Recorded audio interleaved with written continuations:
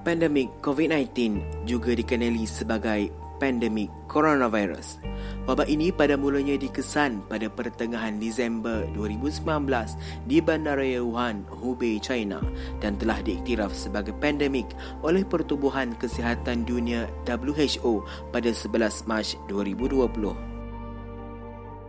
Sehingga hari ini, sudah hampir 19 juta kes COVID-19 telah dilaporkan di hampir 188 negara dan wilayah, mengakibatkan lebih daripada 700,000 kematian dan lebih daripada 12,000 orang telah sembuh.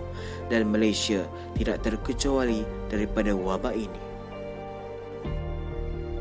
Sehingga kini, masih tiada vaksin atau rawatan antivirus yang khusus, namun pelbagai usaha pencegahan dan pengurangan simptom dan jangkitan telah dilakukan.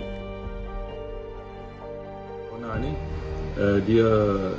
kita tak dapat nampak dia sangat berbahaya dan dia boleh membunuh.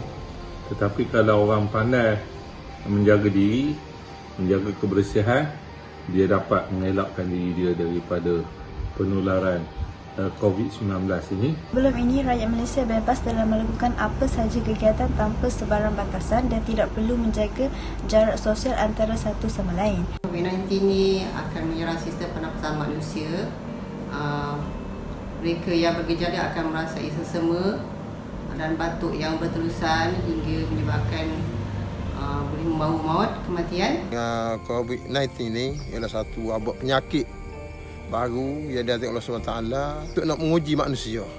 Sejauh mana keimanan manusia tu terhadap Allah SWT. Tiap penyakit yang diatur oleh Allah SWT itu ada rahsia di sebalik apa yang berlaku itu. Malaysia mula menerima kes pertama COVID-19 pada 25 Januari 2020 yang membabitkan 3 warga China yang masuk ke Malaysia melalui Johor dari Singapura pada 23 Januari 2020. Sejak daripada itu, kes di Malaysia mula meningkat perlahan-lahan selama 3 bulan. Akhirnya, kerajaan telah mengumumkan Perintah Kawalan Pergerakan selama 14 hari bermula dari 18 Mac 2020 sehingga 31 Mac 2020. Hingga 31 Mac 2020 di seluruh negara. Sejak pengumuman itu, segala pergerakan amat terbatas dan rakyat tidak disarankan untuk keluar dari rumah jika tiada urusan penting. Sudah tentu ini mengejutkan orang ramai. Tidak ada siapa rasa perintah berkurun itu satu perkara yang seronok.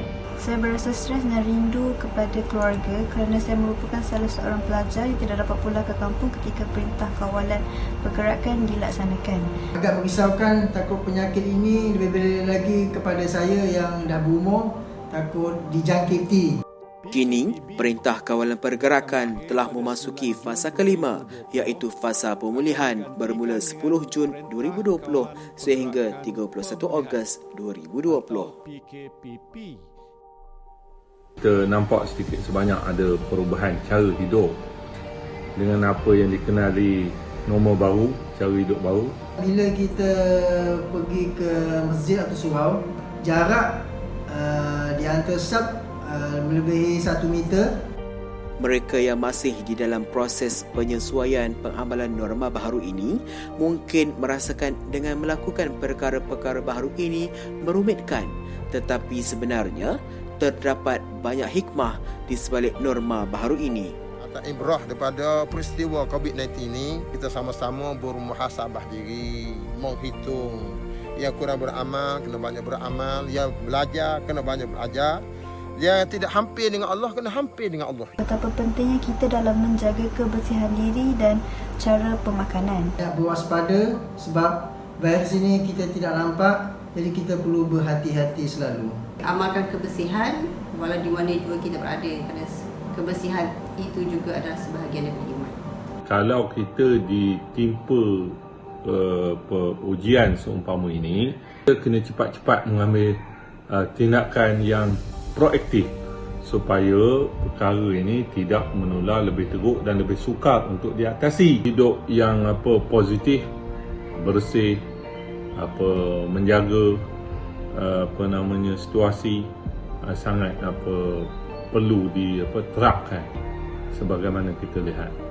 InsyaAllah kalau ada perkara-perkara ini, pengajaran ini kita ambil dengan baik, kita akan dipelihara dengan cara yang terbaik.